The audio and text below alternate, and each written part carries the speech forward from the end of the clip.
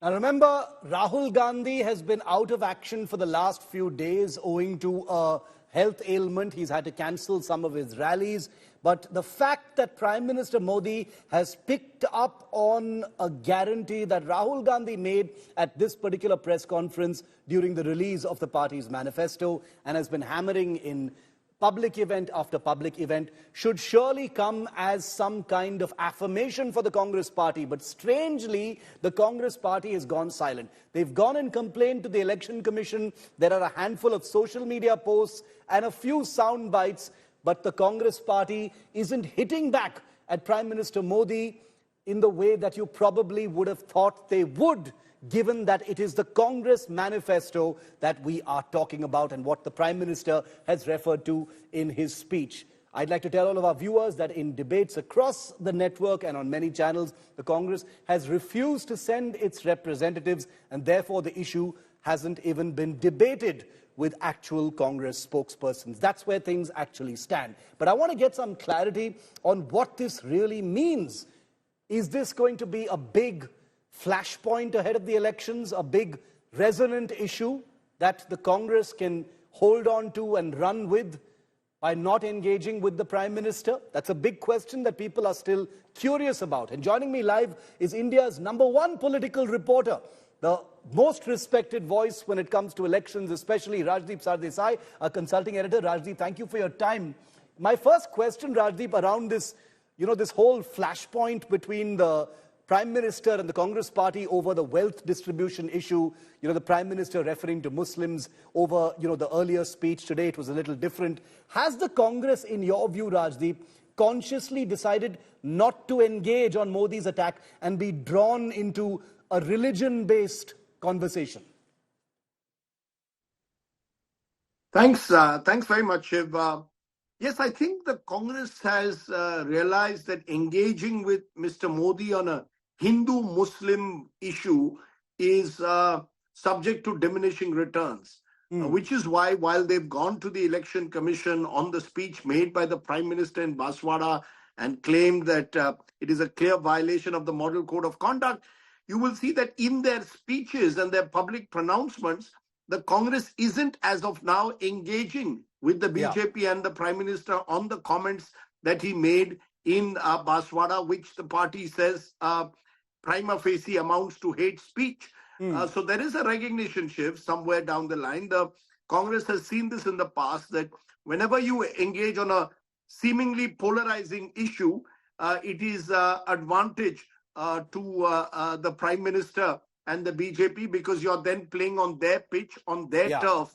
And I think that's something that the opposition is trying its very best to resist in this election, because that will only lead to polarization and distract from what the opposition believes are the real issues, be it unemployment, be it rising prices, where they believe they are in a position to put the government on the mat.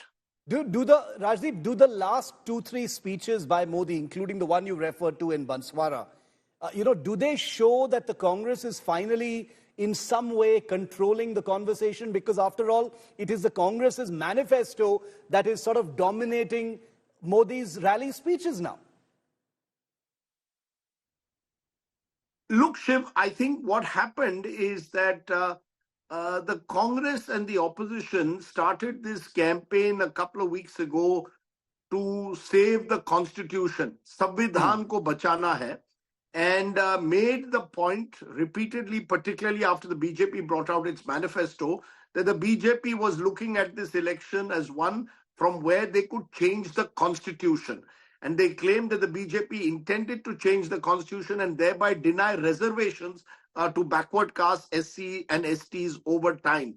Yes. This has been a campaign which has now spread particularly across North and Central India. I think the BJP has recognized that this is a campaign that can get traction if not challenged. And I do believe, therefore, that what you're seeing in the Prime Minister's speeches is an attempt to shift the goalposts, to go back to some of the more polarizing issues, also question the Congress's claims on the constitution itself, re-emphasize the point that this is a party that brought in emergency, and try and send out the message that there is no question of the BJP tinkering with reservations or the constitution. To that extent, Shiv, I think the Congress and the opposition has almost forced the Prime Minister to react to its campaign on the possibility of the constitution being changed should Mr. Modi come back to power. Which is very interesting, because it's actually a kind of switching of places. Usually you see the Congress constantly reacting to what the BJP or the Prime Minister say. Now you're seeing the Prime Minister and the BJP reacting to what the Congress has said in its manifesto, which is interesting,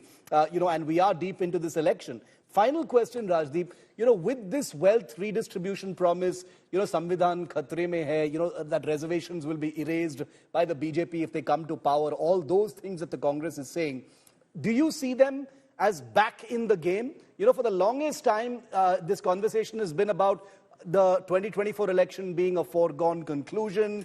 This is not about, whether the BJP will win, but by how, but what kind of margin or what kind of numbers it will win by. So the simple question I'm asking is the Congress, in your view, in some way back in the game?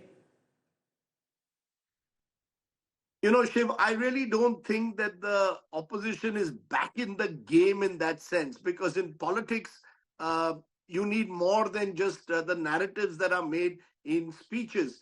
I would say that the opposition is still playing catch up. The Prime Minister had a head start, particularly after the victories in the assembly election, the Ram Mandir Pran Pratishtha. But what you do recognize is that when you travel on the ground is that there are real issues out there.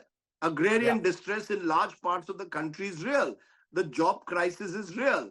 Now, all these issues in some parts of the country are resonating. The question, of course, is the opposition good enough and cohesive enough to take advantage of some of that anti-incumbency on the ground? My sense is at the moment, no. It's very patchy. There are parts of the country where the opposition is certainly competitive, but there are other parts where the BJP and Mr. Modi remain dominant. So I don't think you can say that the Congress and the opposition is back in the game, but certainly this campaign that they've launched, that the BJP is out to change the constitution, has managed to gather traction in some parts of the country, Shiv.